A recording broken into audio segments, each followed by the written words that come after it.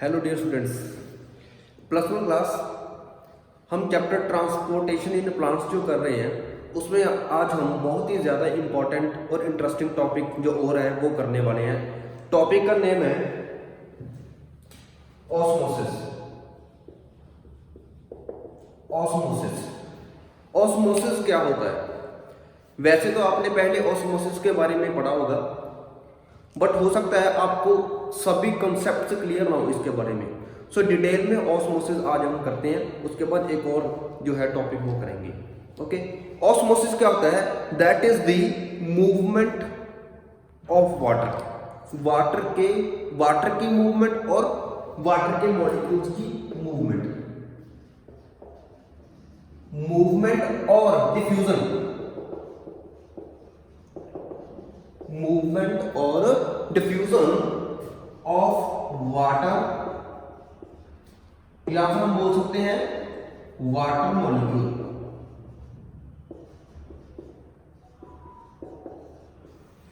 Water की movement, water के molecules की movement, both are same thing.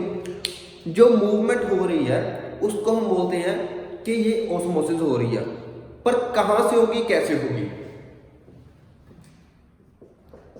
It occurs through semi-permeable membrane। Semi-permeable membrane से होगी ये movement of water molecule from through this semi-permeable membrane is called osmosis. But आगे इसको detail में करते हैं ये कैसे होगा।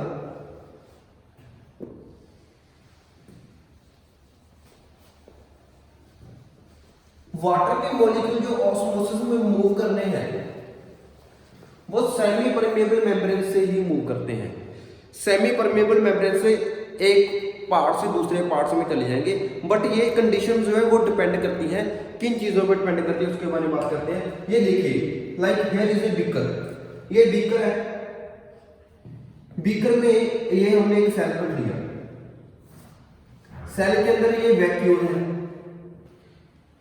बीकर में सेल में क्या है? This is a vacuole.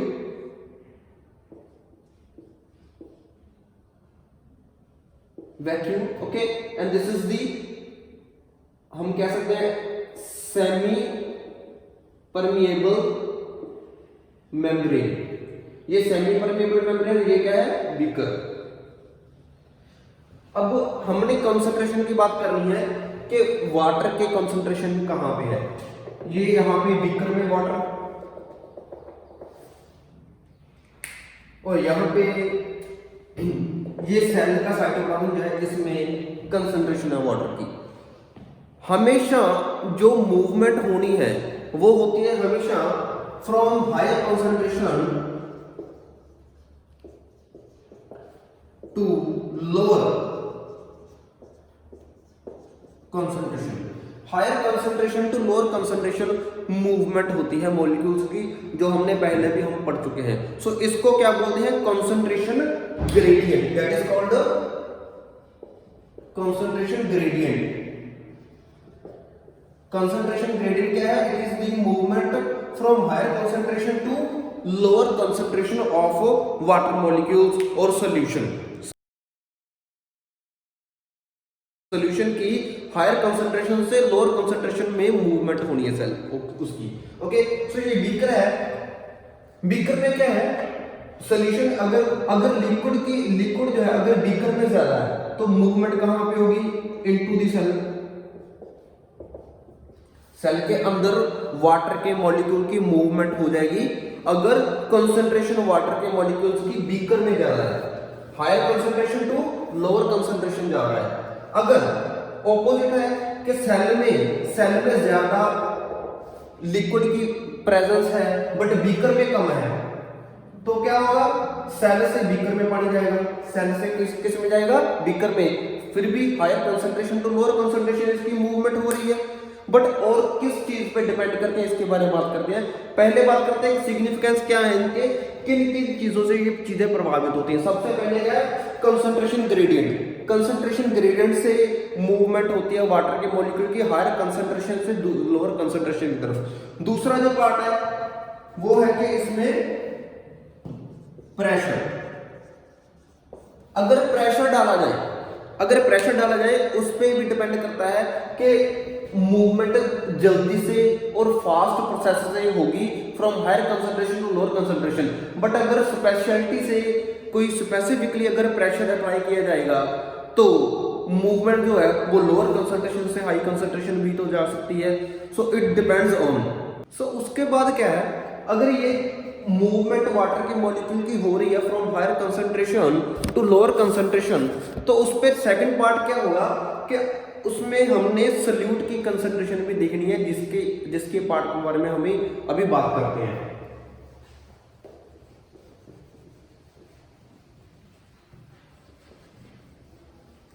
आपको कुछ कंसेप्ट जो है वो अपने दिमाग में बिठाने पड़ेंगे, बहुत ही ज्यादा सिंपल है। कुछ चीजें आपने इसका केमिस्ट्री में भी नाम पहले भी पढ़ा हुआ है। Solvent, solute, solution. एक होगा solvent, solute, solution. Concentration solvent की ज्यादा होती है, सल्यूट की कम होती है उससे, और दोनों को मिक्स करके क्या बन जाता है, सॉल्यूशन बन जाता है। इसको याद रखने के लिए कई स्टूडेंट्स जो है उनको कंफ्यूजन हो जाती है इस चीज को समझने के लिए कि सॉल्वेंट क्या है, सॉल्यूट क्या है, उनको मिक्सअप हो जाता है। सो सॉल्वेंट जो है, सॉल्वेंट ज्यादा होता है जैसे वाटर। माइंड में कैसे रखना है, SOLVENT 7, SOLVENT 7 जो है इसमें आ रहे हैं अल्फाबेट्स। सो इसमें क्या है, सॉल्वेंट जो है वो ज्यादा होगा। सल्यूट SOLUT 6 आ रहे हैं, सल्यूट कम क्या होगा, सल्यूट होगा। इसमें अल्फाबेट भी कम आ रहे हैं, 6 आ रहे हैं, और इसमें अल्फाबेट जो है वो 7 आ रहे हैं। ओके, सो इसमें ज्यादा 7, इससे ज्यादा इसमें अल्फाबेट ज्यादा आ रहे हैं और कंसंट्रेशन भी इसकी ज्यादा होगी, वाटर होगा ये। इनको मिक्स करके क्या बन जाएगा, सॉल्यूशन बन जाएगा। अब इसका कंसेप्ट ऑस्मोसिस में क्या आ रहा है, इसमें इसका कंसेप्ट आएगा सॉल्वेंट में सॉल्यूट की कंसंट्रेशन। ये बीकर में वाटर जो है, ये सारा वाटर है, और ये है these are the particles of solute. Solute के पार्टिकल्स कितने हैं, 1 2 3 4 5 6 7 8, और यहां भी एक और बीकर मैं बना देता हूं। वाटर की कंसंट्रेशन, वाटर के साथ यहां पे भी सल्यूट है। यहां पे सल्यूट के पार्टिकल्स कितने हैं, 1 2 3 4 5 6 7 8।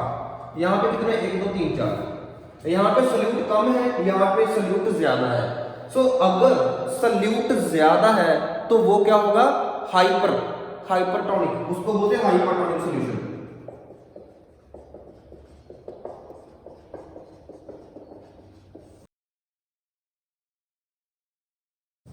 हाइपरटोनिक क्या है, अगर सल्यूट की कंसंट्रेशन ज्यादा है सॉल्वेंट में तो उसको क्या बोलते हैं, हाइपरटोनिक।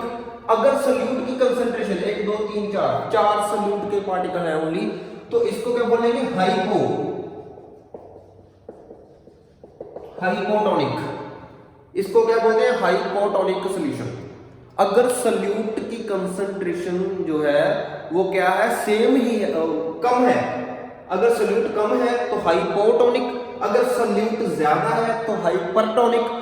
अब सेकंड कंसेप्ट, थर्ड कंसेप्ट क्या आएगा, अगर दोनों पार्ट्स में ही सल्यूट जो है वो सेम है, सल्यूट एंड सॉल्वेंट जो है वो सेम ही है, अगर दोनों बराबर मॉलिक्यूल्स हैं तो उसको क्या बोलते हैं, आइसो का मतलब होता है same, isotonic.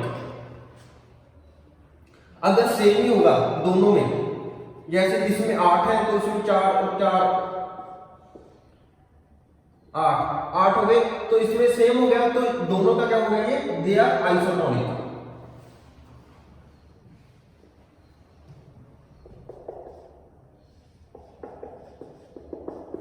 This is isotonic solution.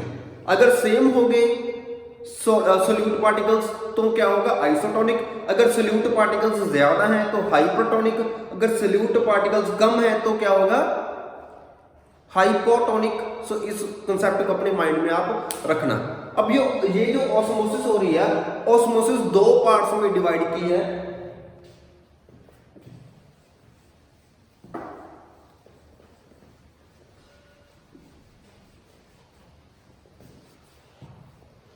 Exo osmosis,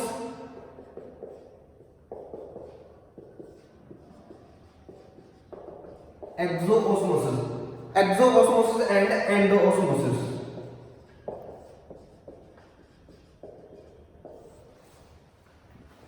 ये सेल है, सेल का पार्ट। अगर वाटर के मॉलिक्यूल बाहर से सेल के अंदर आ रहे हैं, बाहर से सेल के अंदर आ रहे हैं तो क्या होगी एंडोऑस्मोसिस।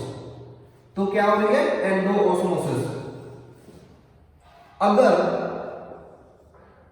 सेल से बाहर जा रहा है, वाटर के मॉलिक्यूल जो है सेल से बाहर जा रहे हैं तो क्या होगी एक्सो, एग्जिट से EXIT, इससे क्या है एक्सोऑस्मोसिस।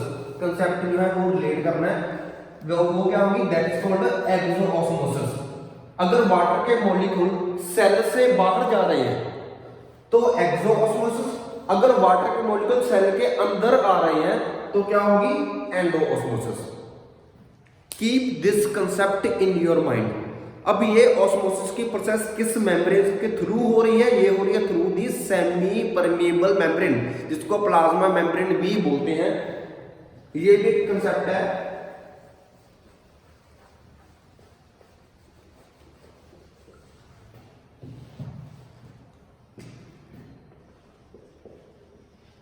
मूवमेंट ऑफ वाटर, इसको नोट कर लो, movement of water molecules from higher concentration to lower concentration through semi permeable membrane, इसको SPM भी बोल देते हैं, सेमी परमेबल मेम्ब्रेन बोल देते हैं। सेमी परमेबल मेम्ब्रेन जैसे प्लाज्मा मेम्ब्रेन। ह्यूमन बॉडी में, हमारी बॉडी में जो सेल्स हैं, सेल्स पे क्या है प्लाज्मा मेम्ब्रेन जो प्रेजेंट है, उसमें से वाटर की जो वाटर अंदर जाना और बाहर जाना एक्सोऑस्मोसिस एंडोऑस्मोसिस होती रहती है। और कहां पे मिलती है ये? अगर सेमी परमेबल मेम्ब्रेन के बारे में बात की, टोनोप्लास्ट। टोनोप्लास्ट पता है क्या है? This is the membrane of vacuoles. Vacuoles जो है सेल में वैक्यूल्स होते हैं, जो वैक्यूल्स के ऊपर जो मेम्ब्रेन होती है उसको क्या बोलते हैं टोनोप्लास्ट। वो भी सेमी परमेबल मेम्ब्रेन होती है। और सेमी परमेबल मेम्ब्रेन अगर आर्टिफिशियली बात करें, आर्टिफिशियल कैसे जो तैयार की जा सकती है, तो वो एग्स होते हैं। एग्स की जो आउटर कवरिंग होती है, एग्स की आउटर कवरिंग को अगर डाइल्यूट सॉल्यूशन में रख दे तो सेमी परमेबल मेम्ब्रेन जो है वो तैयार हो जाती है। एग्स उसका आउटर शेल, उसका आउटर शेल को किस में रख देना है? डाइल्यूट HCl, इसमें रख देंगे अगर, तो क्या रेडी हो जाएगी? सेमी परमेबल मेम्ब्रेन जो है वो रेडी हो जाएगी। ओके, सो मेम्ब्रेन जो होती है उनमें अलग अलग तरह की मेम्ब्रेन होती है। जैसे इम्परमेबल मेम्ब्रेन होती है। इम्परमेबल मेम्ब्रेन किसी को भी अलाउ नहीं करती, ना ही सॉल्वेंट को ना ही सॉल्यूट को, भी दोनों में से कोई भी चीज इसमें से पास नहीं हो सकती। ऑन दी अदर हैंड क्या होती है कि प्राइमरी जो मेम्ब्रेन होती है, कुछ प्राइमरी मेम्ब्रेन जो होती है, जो नई मेम्ब्रेन परमेबल बोलते हैं इसको, परमेबल मेम्ब्रेन, इनको लिखी लो, इंपॉर्टेंट है आपको नॉलेज के लिए, लिखवा देता हूं आपको मैं।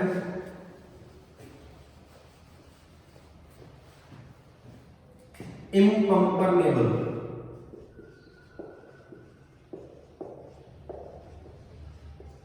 इम्परमेबल मेम्ब्रेन जो होती है वो क्या है? किसी को भी अलाउ नहीं करेगी। नो सॉल्वेंट, नो सल्यूट, ना ही सॉल्वेंट को पास होने देगी ना सल्यूट को।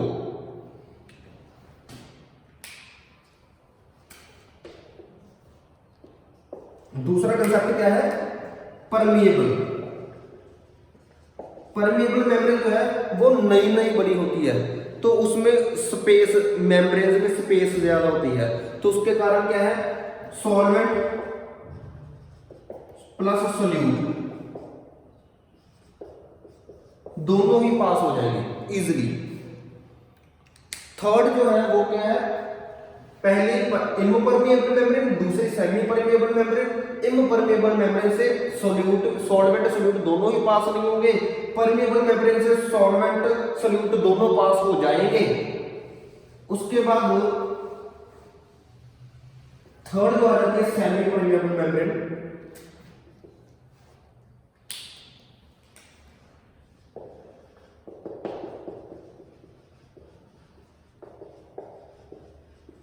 जिसके बारे में हमने ऑस्मोसिस में पढ़ा है, तो सेमी परमिएबल मेम्ब्रेन क्या अलाउ करेगी,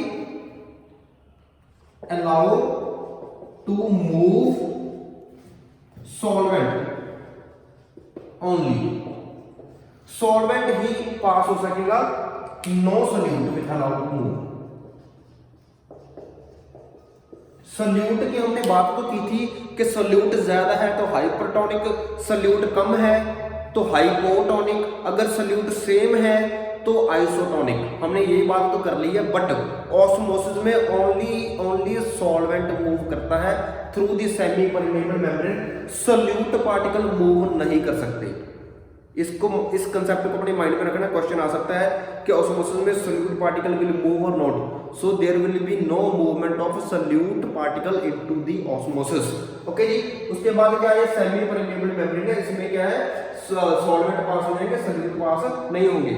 so that was the today topic, that was very easy. सभी कंसेप्ट हमने जो है क्लियर कर लिए हैं। ऑस्मोसिस क्या है, ऑस्मोसिस कैसे होती है, अब कुछ और एक दो बातें कर ले अगर, तो ज्यादा नॉलेज मिल जाएगी कि इसकी इंपॉर्टेंस क्या है, कहां पे नेसेसिटी होती है ऑस्मोसिस की।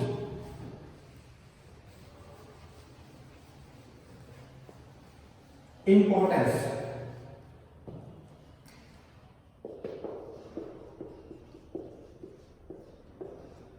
Importance of osmosis.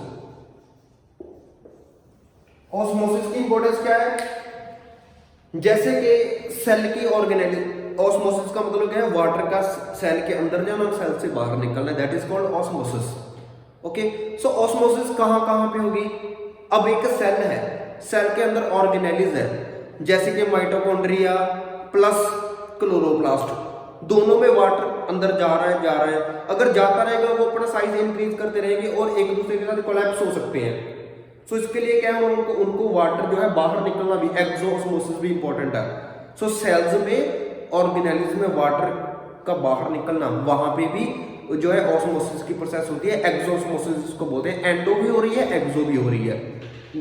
अगर वो नहीं होगी तो organelles can collapse with each other and cell will burst, ये होगी। दूसरी है सॉइल है, वाटर, सॉइल में वाटर है, सॉइल में जो वाटर है उसने रूट्स के थ्रू प्लांट्स में एंटर करना है through the semi permeable membrane. दूसरा हमने पार्ट जो है कर लिया। ऐसे ही हमारी बॉडी के जो सेल्स है उसमें वाटर का जो लेन देन है, एक्सो एंड एंडोऑस्मोसिस जो है, दोनों प्रोसेसेस रैंडमली में वो चलती रहती है, मूवमेंट ऑफ और diffusion of the water molecules. ये टॉपिक कर लेना, नोट्स बना लेना, रेगुलरली काम करते रहना अपना। Thank you, have a nice day.